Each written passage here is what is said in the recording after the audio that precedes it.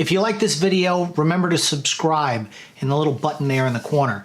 But let's get right into it. So I watched Ivan Ortega's The Last Jedi re-edited trailer. And I have to say, you know, I watched a couple of his other videos to see his thought process behind how he cuts these fan edits together. I think he's got a site called Film Fix or whatever, and he'll take a movie and cut things out of it and do things.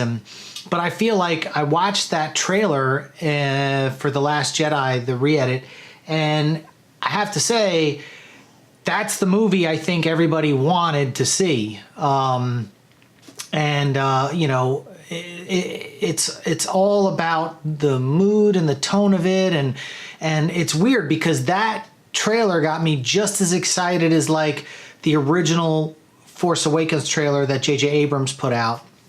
And so I encourage everybody to go check out Ivan Ortega's The Last Jedi re-edit trailer.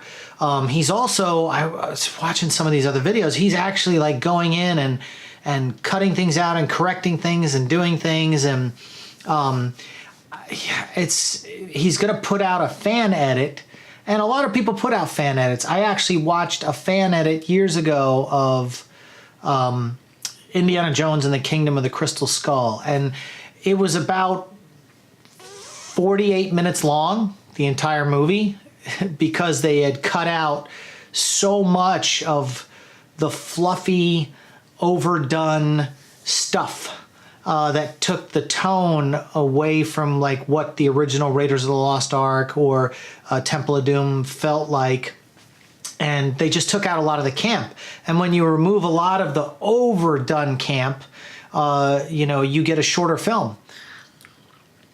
And it's one of my problems with certain movies, not to get too far off of Ivan Ortega's fan trailer, but one complaint I had about Indiana Jones and the Kingdom of the Crystal Skull was telling a joke 3 times. In the beginning, when the Paramount symbol was the mound of the prairie dog and it fell apart and the prairie dog ran off, I was like, I knew I was in for some shit when I saw this. I was like, I'm not going to like this movie, because that was the first impression I got. And then when they showed the prairie dogs again with the rocket sled across the desert, and they were all like, and then when the refrigerator opened up after the explosion and Harrison gets up and the prairie dog's looking at him and then goes down into a hole, it told a joke 3 times.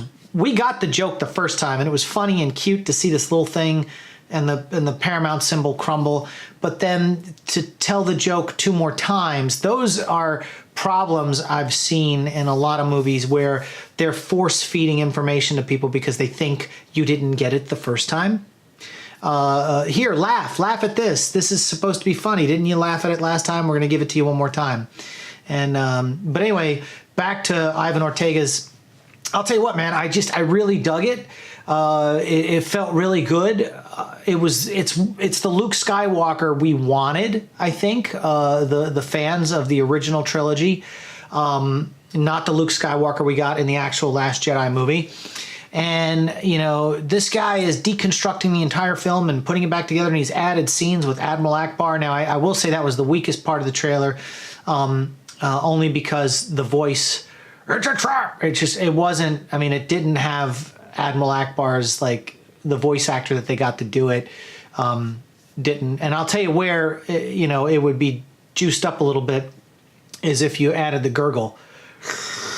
When he breathes in, when Admiral Akbar, you know, he kind of, because he's a fish, you know, he's a calamari, you know, I mean, he's a bubble-eyed goldfish, you know, and so that, you know, should have been in there with his dialogue, and it could help. Again, that's a sound design thing, but you know, it just sucks because I enjoyed his 2-minute and 50-second trailer more than I enjoyed The Last Jedi. And, you know, apparently there's 135,000 other people that watched it that had just about the same reaction. You know, I'm not totally convinced that, like, I'll watch a whole fan edit of this movie. I mean, I didn't like it so much, but I have to tip my hat to Ivan for doing what he's doing, and again, you could see the passion when he's explaining what he does in some of his other videos and how he edits and how he cuts things out and makes things work. And I think you can see that he wanted a different movie than what The Last Jedi gave us.